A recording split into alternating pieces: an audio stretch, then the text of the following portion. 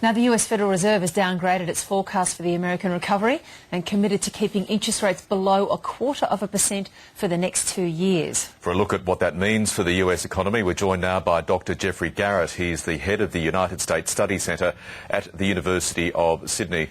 Geoffrey Garrett, good morning. Of course, it's far too early to declare crisis over, isn't it? Yeah, but at least there was one piece of good news overnight, or maybe two pieces. The Fed changed its language a little bit. It used to talk about keeping these near-zero interest rates for an extended period. Now it's given a time certain to that into at least 2013. And then Wall Street rallied overnight up about more than 4%. But of course that still means it's down over the last week. And and hopefully that'll be seized upon by very rattled investors who, as we've seen so dramatically, have rushed to those stock exchange exits over the last day or so.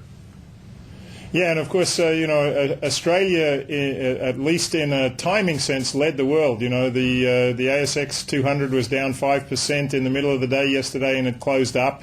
Wall Street was up. The European indexes were up overnight. But, the underlying story and what was in the Fed statement is still really, really gloomy. I think that we're closer to a double-dip recession following the global financial crisis more than 3 years ago than we've ever been.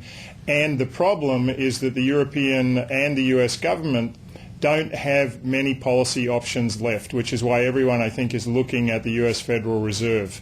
And the Federal Reserve had some fairly sober outlooks for the US economy in its statement just released this morning. That prospect of a double-dip recession is certainly bad news for Barack Obama as he heads into a re-election year. Yeah, if you'd asked me 3 months ago who was going to be president of the US in 2013, I would have said quite confidently Barack Obama. The Republicans were divided, but more importantly, there was some evidence that the US economy was starting to turn around. Over the last 3 months, though, all that evidence has gone away. The housing numbers are bad, unemployment is bad, consumer confidence is bad, and the Republicans, through the Tea Party, have come roaring back. They're beating up Obama. They're telling the country that government is the problem, not the solution. I don't think the Tea Party can win that political debate, but they're going to do enough damage to Obama that I think he's going to be vulnerable in the presidential election next year. Tea Party aside, events on the economic front are largely out of the president's control. As you mentioned before, he has limited tools in his economic armoury to confront a possible recession. And as we've seen so graphically in the past, disenchanted voters with the US economy do meter out punishment to sitting US presidents.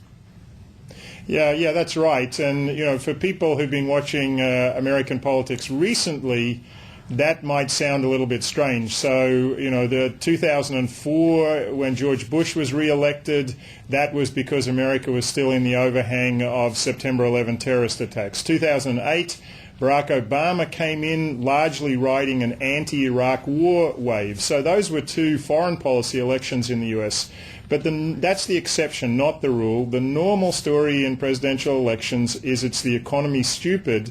And Obama was hoping that the headline unemployment rate would go down from about 10% to under 8%. It's sitting at 9% today, and it doesn't look like it's coming down. And I think that's the big story, because it's coupled with the fact that American housing prices lost 30% of their value in the crisis, and they just haven't rebounded at all. They're still flat.